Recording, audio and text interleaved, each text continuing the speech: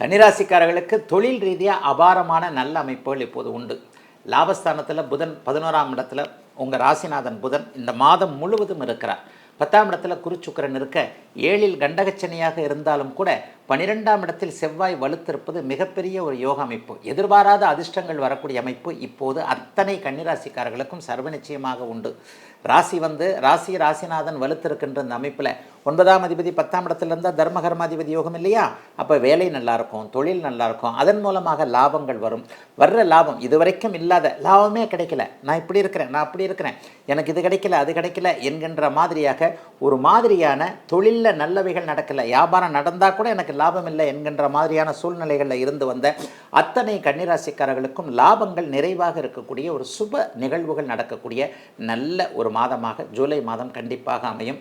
என்ன கொஞ்சம் கோபதாபங்கள் அதிகமாக இருக்கும். 12ஆம் இடத்துல இன்றைக்கு செவ்வாய் கொஞ்சம் இருப்பது என்பது ஏதேனும் ஒரு சூழ்நிலையில் விரயங்கள் அசுப விரயங்களாக நடக்கக்கூடிய அமைப்பு. சகோதரர்களால் ஏதாவது செலவு வரலாம்.